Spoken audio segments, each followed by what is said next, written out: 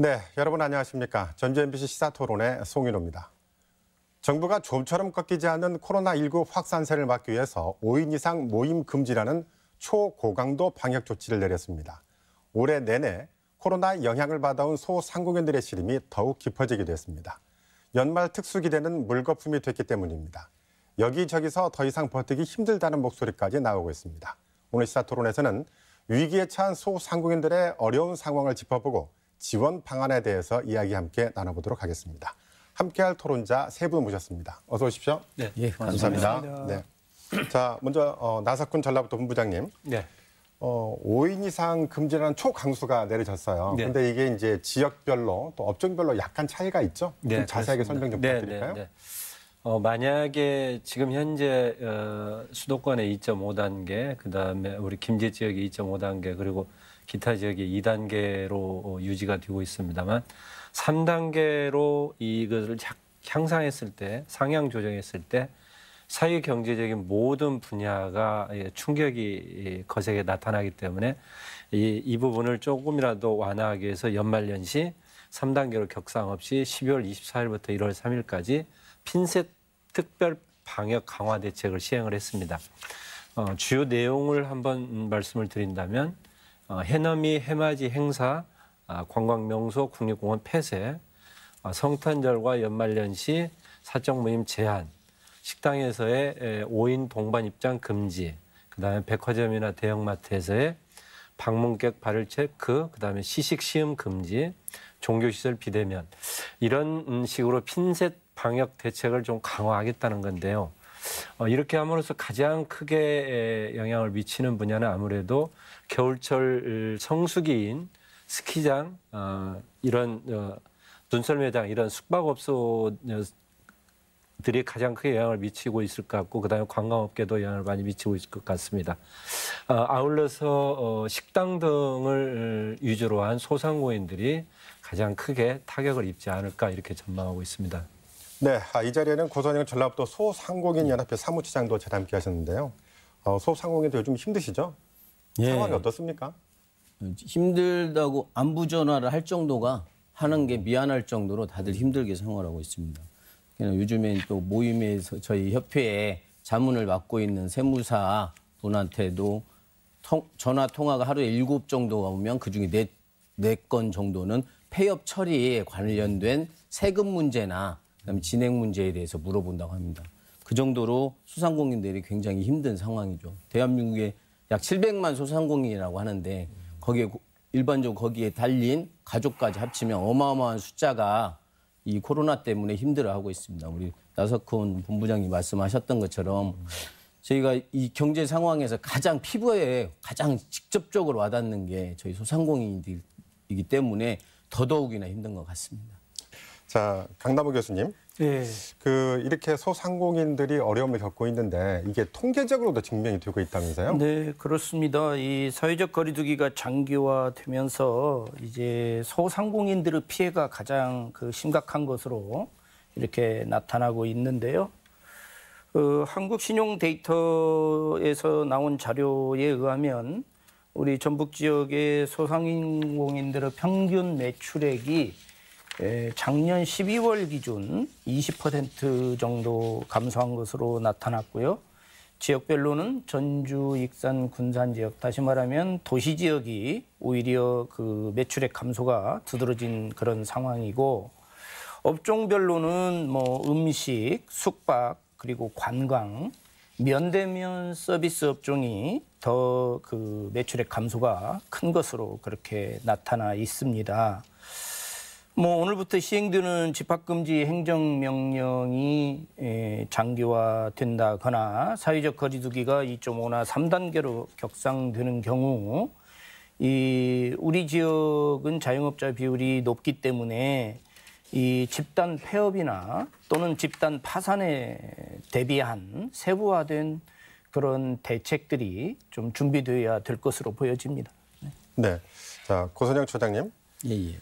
조금 전에 이제 폐업률이 상당히 높다고 나왔는데 소상공인 입장에선 폐업을 위한 비용을 위해서 대출을 받아서 폐업을 한다는 얘기가 나오고 있어요. 상황이 어떻습니까? 그러니까 첫 질문에 있었던 것처럼 세무서에 7건 중에 4건이 폐업을 하려면 세금 처리 문제부터 임차료 문제, 광고 밀려 있는 세금 문제 막 여러 가지가 같이 결합될 수밖에 없습니다. 그렇게 되면 폐업을 하고 싶어도 폐업을 못하는 경우가 발생할 수밖에 없죠.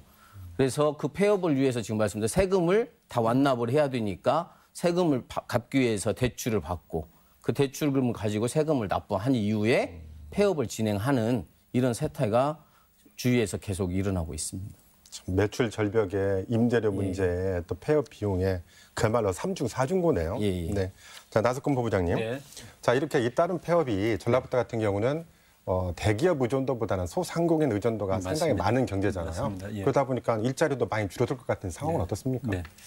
전반적으로 이 코로나 확산세로 소상공인들의 어떤 경영 상태가 매우 악화되고 있는 것은 여러 지표로 확인할 수 있고요.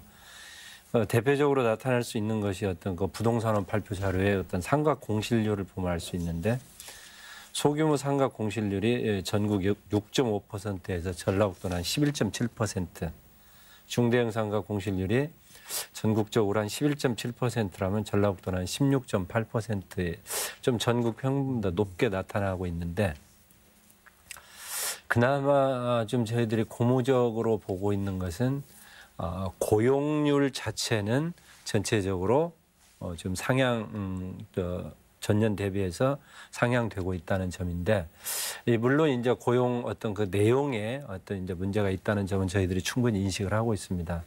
다만 여기에서 중요한 것은 어떤 소상공인들의 이 코로나19 장기화에 따른 소상공인들의 그 피로도, 경영 부담 악화 이런 부분들은 굉장히 주목해야 될 부분이고 이 부분을 어떻게 아까 처자님 말씀하신 것처럼 폐업 지원 혹은 신규 창업 지원 이런 부분들이 매우 필요하다는 점에 대해서는 저희들 공감을 하고 있고 이 부분을 정책적으로 어떻게 마련할 것이냐 하는 부분도 매우 고민하고 있는 부분입니다. 네, 아까 취업률은 좀 좋아진다고 했는데 사실 이게 어떻게 보면 기저 효과가 아닌가 싶어요. 워낙 지난번에 안 좋았기 때문에 그런 건 아닌가요? 그렇지는 않습니다. 고용률은 이제 그 내면까지 이렇게 분석을 해보면 물론 어떤 이게 광제조업에서 고용이 떨어지는 부분은 분명하게 저희들이 인식을 하고 있고 그 부분에 대한 대책이 산업적인 대책 이런 부분이 필요하다는 부분을 알고 있는데 이 고용률이 높아지고 있는 가장 큰 이유는 이 농업, 임업, 그러니까 농산업 경제의 활성화 거기에다가 어떤 그 재정 투자에 따른 거기에 따른 어떤 그 희망 일자리 이런 재정 부분, 효과. 그런 부분들이 반영이 돼서 전체적으로 전국 대비해서도 비해서 고용률은 높은 수준입니다. 네, 자 강남호 교수님, 그 소상공인들을 들어서 우리는 우리 경제 실핏줄이라고 하잖아요. 근데 그만큼 소상공인이 힘들면 실물 경제에 미치는 영향이 훨씬 더 심각할 것 같은데 상태는 어떻습니까? 네, 그렇습니다. 본부장님께서도 지금 그 공실률 통계치를 말씀을 하셨는데 전북 지역이 다른 지역의 전국 평균에 비해서 한 2배 정도 이렇게 높은 상황이잖아요. 그리고 우리 전북 지역이 이제 자영업자 비율이 한 70% 높기 때문에 이런 데이터를 보더라도 우리 그 전북 지역 소상공인들의 그 경제적 상황이 아주 절박하다라는 걸 알 수 있습니다. 그러니까 일단은 경제가 제대로 작동하려면 선순환 구조를 가져야 되거든요. 그러니까 유효 수요가 증가하고 그럼으로써 매출액이 증가해 줘야 되고 그래서 투자가 확대되고 그래서 또 일자리가 증가하는 이런 선순환 사이클을 가져야 되는데 현재 지금 전북 지역의 경제 상황은 이런 유효 수요가 부족하고 위축되고 또 그래서 매출액이 감소하고 그래서 이제 폐업이나 파산이 또 증가하고 따라서 거기에 관련된 일자리들이 소멸하는 이런 그 악순환 구조를 갖고 있기 때문에 이런 악순환 구조를 어떻게 하면 선순환 구조로 바꿀 것인지에 대한 다양한 그런 대책들이 필요한 상황이죠. 네. 자, 지금까지 벼랑 끝에 선 소상공인들의 상황을 한번 저희가 들어봤는데요. 자, 지금부터는 정부와 지자체의 지원책이 어떤 것들이 있고 효과는 무엇인지 한번 살펴보도록 하죠. 먼저 전라북도를 대표해서 나석근 본부장님. 네. 지금 소상공인들을 돕기 위한 여러 가지 정책들이 시행되고 있잖아요. 네, 어떤 것들이 있습니까? 좀 소개 좀 해주시죠. 가장 대표적으로 저희들이 소상공인들을 위해서 하고 있는 것은 공공요금 지원, 그다음에 카드 수수료 지원, 그다음에 소상공인들 경쟁력 강화를 위한 내년도에 이제 중점적으로 추진할 계획인데요.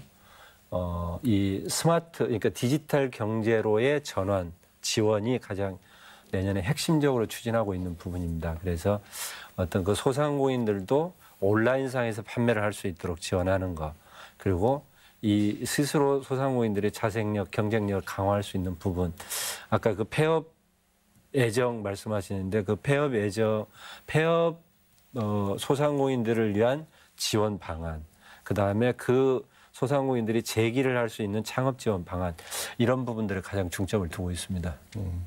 그 나석근 본부장님, 네. 착한 임대료 운동이라는 게 있잖아요. 네, 이게 그렇습니다. 바로 이제 전국에서는 지난 4월 전주시에서 먼저 출발을 했는데 네, 네, 네. 사정이 이렇게 어려워지면은 이런 그러니까 어려움이 깊어지면 이런 선한 움직임도 좀 활발해졌으면 좋겠는데 어떻습니까? 좀 확산이 되고 있습니까? 어떻습니까? 이 착한 임대인 운동은 우리 그 IMF 때 그 금모으기 운동처럼 매우 중요한 어떤 이게 협력해서 어려움을 이겨나가자 하는 정책으로 매우 중요한 것이고, 그 우리 전라북도에서 시작된 것이 전국으로 확산돼서 어떤 그 세제 정책이나 임대료 보완 정책 이런 부분이 많이 나오고 있는데, 저희들이 이제 실질적으로 그 신용보증, 이 착한 임대인의 정책에 그 동참한 그 건물주들을 대상으로 신용보증 공급을 하고 있는데 그런 부분들이 실제로 많이는 이루어지지는 않고 있는 부분입니다. 그래서 이 정부에서는 이 3차 재난지원 대책을 마련하면서 이 별도로 이 임대료 지원 대책을 어떻게 할 것이냐 하는 부분에 대해서 기존의 어떤 세제 지원 정책에다가 고정비성 정책에 대한 고정 비용 지원 정책 이런 부분들을 고민하고 있습니다만, 이게 이제 형태와 규모 뭐 여러 저희가 있기 때문에 쉽지는 않고 재정 부담 이런 부분들로 고민이 있는 부분입니다. 네, 고소정 사무처장님. 착한 임대료 정책 같은 경우는 많은 도움이 될 것 같다는 생각이 들어요. 왜냐하면 이제 고정 경비 가운데서 상당한 비중이 임대료잖아요. 예. 실상은 어떻습니까? 소상공인 창업자들이 대개 거의 가족형, 생계형 창업 1인, 전라북도는 특히나 더 생계형 1인 가족 창업이 제일 많습니다. 그리고 그다음에 이제 지금 경기가 안 좋을 때 순서대로 하는 게 인건비 절감. 그러면 가족이 같이 나와서 장사를 할 수밖에 없는 뭐 이런 구조가 이 전라북도의 소상공인형 구조인데, 착한 임대료 정책이 물론 안 하는 것보다는 좋겠죠. 안 하는 것도 그렇지만 그 착한 임대료라는 게 강제사항도 아니고 그냥 그렇게 했으면 좋겠다는 권장사항인데, 저희 같은 경우에도 저기 몇 군데 매장에서 그 지원을 그 착한 임대료 임대인이 해준 걸 몇 번 봤거든요. 근데 그건 극히 일부분이죠. 그냥 지금 본부장님 말씀처럼 임대료를 미국이나 유럽 같은 경우 일부 독일 선진국 같은 경우에 그냥 임차료의 80% 지원. 딱 그냥 직접적 지원이잖아요. 이거는 임대인도 결국은 소상공인이에요. 임대사업자들도 그 건물 몇 개씩 갖고 있는 서울에 빌딩 가지고 있는 사람들이 아니에요. 그분들도 자기 일을 하거나 자기 장사를 하면서 그 상가 한 칸 만들어서 임차를 내주는 경우도 거의 전라북도의 특수성이거든요. 그러니까 거기에 맞는 정책이 필요하다. 정부가 내세우는 정책보다는 전라북도는 전라북도 특성에 맞는. 그래서 그리고 또 착한 임대에 나중에 1년 지나서 금년도에 연말 정산 때 이제 뭐 소득공제 뭐 이런 걸로 해서 세금의 혜택을 준다고 했는데 준비 서류가 또 많아요. 그렇게 되면 소상공인들은 처음에 말씀드렸지만 1인 창업 자기가 가게를 비우면 생활이 안 돼요. 그런데 그런 서류 준비해서 다시 가야 된다는 거죠. 그건 좀 그런 면에서 조금 좀 착한 임대료 운동이 안 좋다는 게 아니라 그런 운동 자체가 임차료를 절감해서 소상공인들한테 혜택이 있을 수 있는 것도 인정을 하지만 근본적인 해결은 아니라고 보고 있습니다. 소상공인의 임대료를 직접 지원해달라라는 어떻게 보면 개선책 같은 걸 말씀하셨는데 그 강 교수께서 지적하고 싶은 뭐 보완점이랄까 이런 건 뭐가 있을까요? 예, 몇 가지 그 정리해서 말씀드릴 수 있겠는데 임대료를 깎아주는 이런 착한 임대 운동이라든지 근로자를 해고하지 않고 유지하는 도시 상생 선언 같은 이런 시민 운동이죠. 이게 뭐 소상공인들을 지원하는 하나의 그 축이 될 수는 있겠지만 이런 시민 정신이나 선행을 기반으로 이런 문제를 해결하기는 한계가 있지 않습니까? 그렇기 때문에 이 중앙정부나 지방자치단체가 이걸 제도적으로 보완하는 이런 후속 조치가 굉장히 중요하겠고요. 그래서 이제 착한 임대 운동에 참여하는 이런 경제 주체들에게 이런 방금 말씀하신 이런 직접적 지원, 재정적 지원이라든지 또는 조세 감면, 또 뭐 금융 서비스 지원 이런 다양한 이런 제도적 장치 구축이 필요한 것 같습니다. 이게 이제 독일 같은 경우에는 방역 조치로 만약에 문을 닫는 업소인 경우에는 고정비의 한 90%까지 직접 지원하고 있고 이제 캐나다의 경우에는 임대료를 75% 이상 감면하는 경우 그 감면액의 50%를 또 이 정부 보조로 이렇게 지원하고 있습니다. 네. 자, 그러면 저희가 그 지역화폐 얘기를 안 해볼 수가 없는데요. 예. 코로나19의 위기의 경제를 돕겠다면서 지역화폐 발행이 많이 늘어나고 있잖아요. 네, 많이 늘었습니다. 자, 실질적으로 지역 경제에 도움을 되고 있습니까? 발행 규모는 또 얼마나 늘어나고 있고요? 지역화폐가 지역 경제에 실질적으로 도움이 되는 것은 분명한 사실입니다. 왜냐하면 10% 올해 정부에서 10% 할인을 해주기 때문에 이 부분이 분명히 그 차액만큼 지역의 어떤 이게 파급 효과는 분명히 있습니다. 그리고 그 부분이 또 지역 내에서 이렇게 소비가 되기 때문에 지역의 어떤 그 경제 구조에는 분명히 도움이 되는 부분입니다.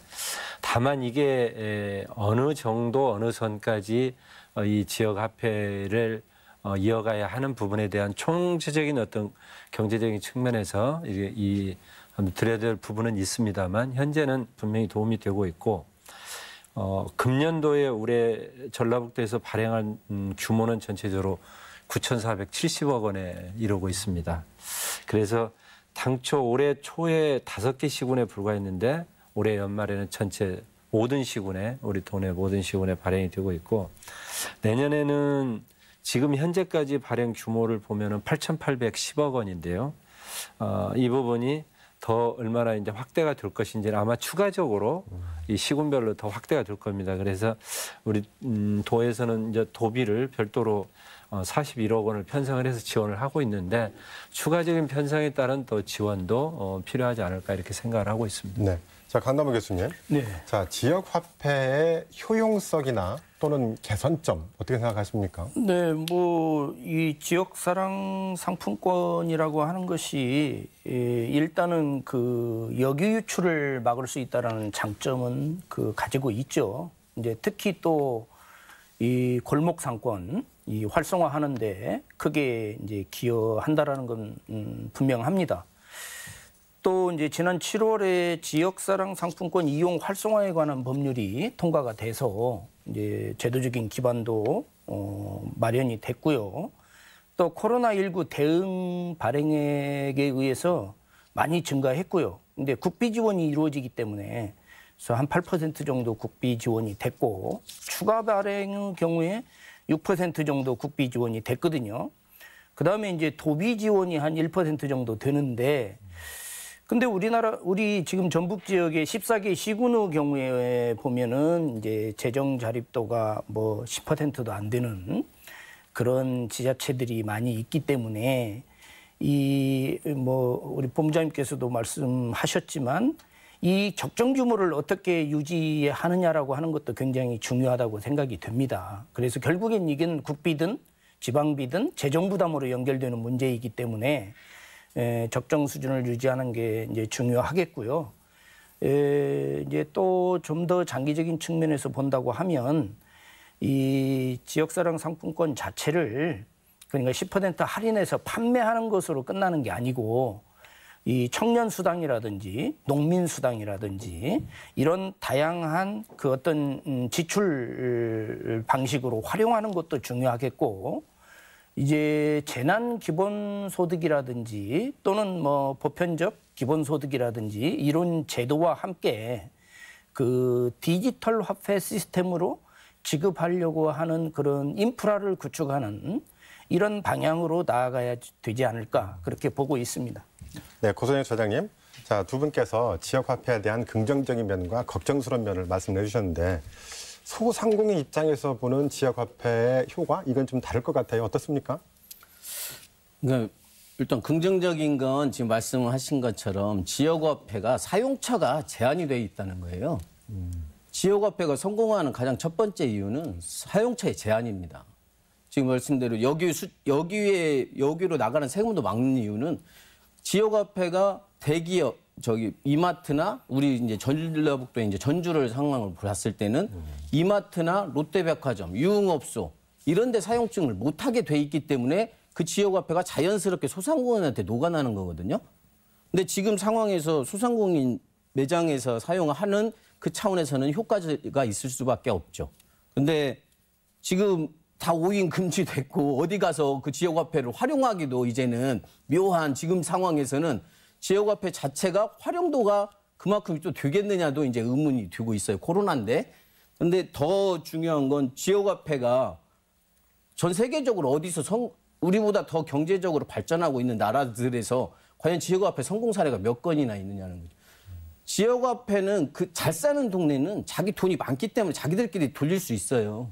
근데 못 사는 동네는 그럼 지역화폐를 발행해서 자기 동네에서만 돈이 하는 거죠.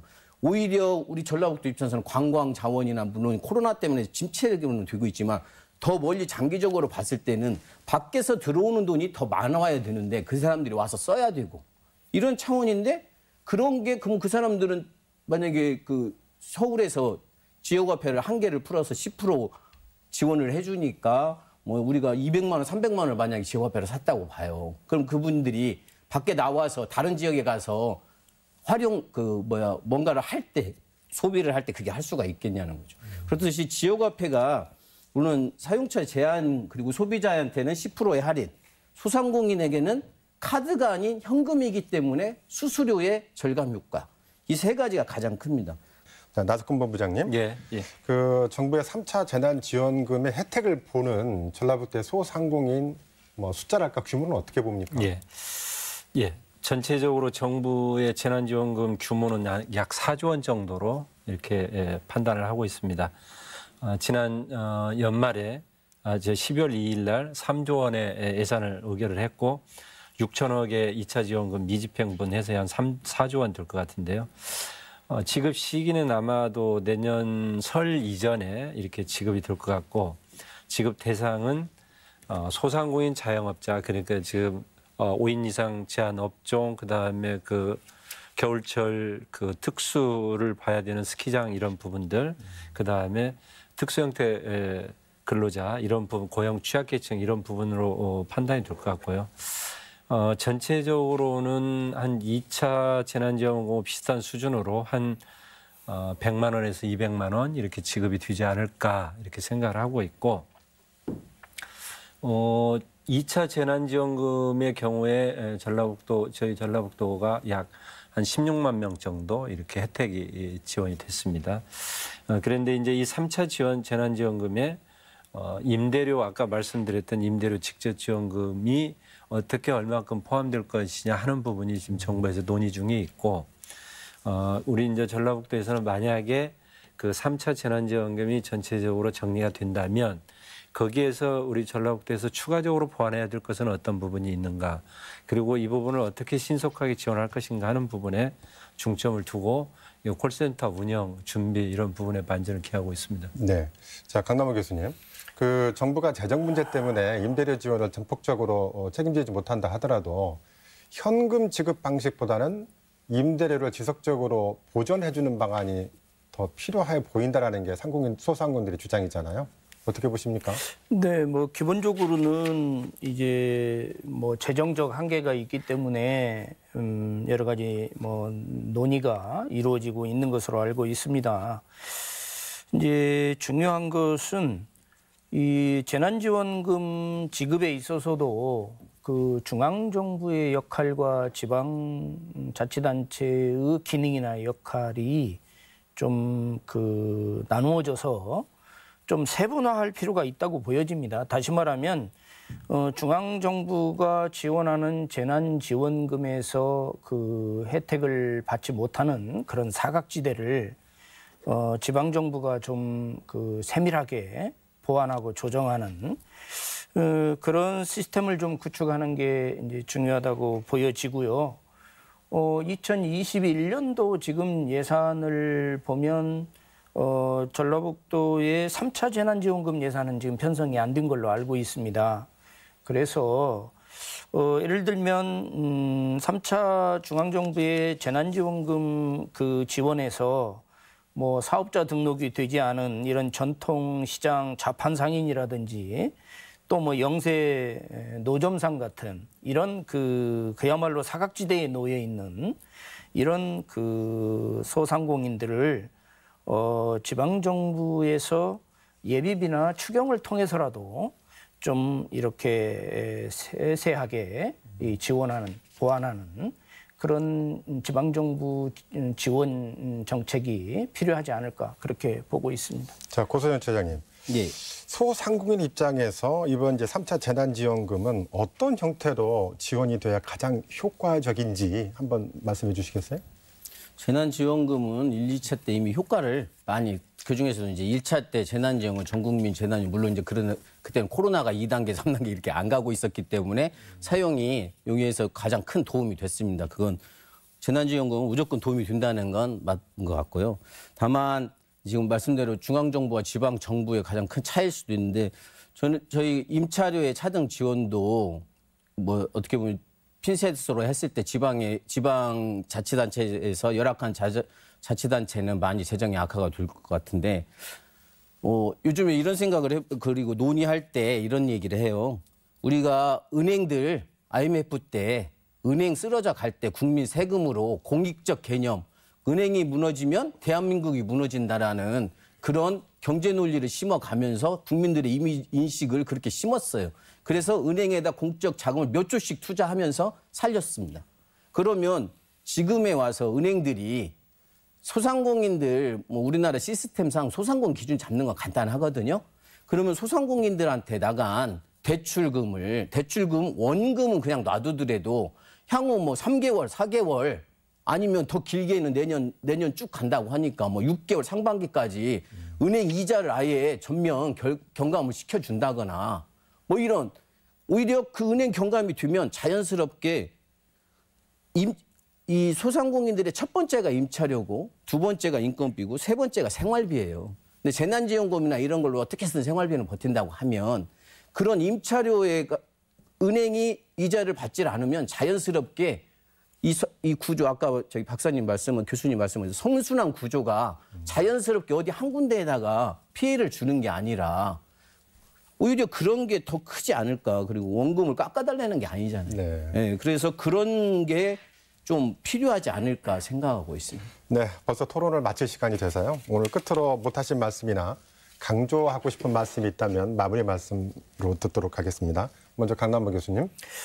예, 뭐 백신 접종이 시작되었고 치료제도 이제 곧 공급이 될 것으로 보여집니다만은 이 부작용 문제라든지 물량 확보, 또 공급 체계, 또 접종의 순차적 우선순위 문제, 또 1, 2차에 걸친 백신 접종 이후의 집단 면역 형성, 이런 여러 가지 그 절차적인 과정을 봤을 때 아직도 내년 후반기나 되어야 어느 정도로 그 코로나 문제가 안정화되지 않을까 이렇게 판단되고 있기 때문에 어찌됐든 이 사태는 상당 기간 장기화되면서 방역당국이나 시민사회 모두가 지금 피로도가 너무 높다라는 점입니다. 그래서 여러 가지 방역 대책이나 또는 뭐 재정적 지원도 중요하지만 그 심리적 방역에 대한 이런 정책적 대안도 굉장히 필요한 상황이라고 보여지고요.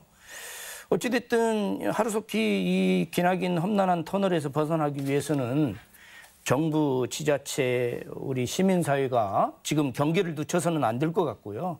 모두 그 일사불란하게 대응해 나가는 것이 무엇보다 중요하지 않을까 그렇게 보고 있습니다. 네, 고선영 사무처장님. 네. 전 국민 여러분 코로나 때문에 굉장히 힘들고 정말 고생 많이 하고 계십니다. 특히 소상공인 자영업자 여러분 정말 고생하고 계십니다. 소상공인 자영업자들이 호유식하고 부자가 되려고 창업하는 경우가 극히 드뭅니다. 그냥 먹고 살아야 하기 때문에 때로는 직장이 없기 때문에 그래서 창업을 할 수밖에 없는 상황인 거죠. 즉 사회적 구조 시스템이 이런 상황을 만들었다고 보고 있습니다. 특히나 국가에서는 지수를 낮추기 위해서 실업자 지수를 낮추기 위해서 특히나 창업이라는 허울 좋은 정책을 전면에 내세워서 창업을 부추긴 면도 없지 않다고 봅니다. 현실에서 자영업자에 대한 사회 안전망은 노동자보다도 엄청나게 더 열악합니다. 노동자는 실업급여 나중에 퇴사를 하고 나면 고용보험에 의해서 실업급여라도 몇 개월간 받으면서 생활을 하고 있습니다. 그러나 소상공인 자영업자는 폐업하면 바로 극빈층입니다. 그냥 바로 극빈층. 그럼 그 극빈층을 끌어올리는 사회의 안전 비용이 더 많이 들어갑니다. 그러니까 그 전에 장사가 안 돼서 가게 문을 닫지 않도록 지원하실 수 있는 게 있으면 최대한 좀 찾아서 공공의 사회 안전망의 개념으로 좀 바라봐 주셨으면 좋겠고, 특히 정부에서 직전에 논의했던 은행 이자 경감 문제나 또한 그 임차료 차등 직접 지원 이런 건 꼭 좀 논의하셔서 지원해 주셨으면 정말 감사하겠습니다. 네, 끝으로 나석훈 본부장님. 네, 정부에서는 그 3단계 격상 대신에 12월 24일부터 1월 3일까지 연말연시 특별 방역 강화 대책을 시행하고 있습니다. 이 코로나19 장기화로 이 불편을 감수하고 이 방역에 동참하고 계시는 도민 여러분께 진심으로 감사드립니다. 우리 도에서도 이 소상공인들의 어려움, 그 대책에 대해서 충분히 지금 고민하고 있고 정부 재난지원금에 맞춰서 우리 도에 추가적인 부분이 무엇이 있는가를 다각도로 검토해서 조금이나마 도움이 될 수 있도록 최선의 노력을 다하겠습니다. 감사합니다. 네, 코로나19 확산세가 좀처럼 잡히지 않으면서 소상공인들의 어려움이 가중되고 있는데요. 모쪼록 실효성 있는 정책이 마련돼서 이 위기를 잘 극복할 수 있기를 기대해 봅니다. 개개인이 방역 수칙을 잘 지켜서 코로나19 확산을 차단하는 것도 어떤 경제정책 못지않게 중요한 때입니다. 연말연시 개인 방역에도 더욱 신경 써서 바이러스 확산세를 차단할 수 있기를 바라봅니다. 오늘 순서 여기서 마치겠습니다. 출연해 주신 여러분 대단히 감사합니다. 고맙습니다.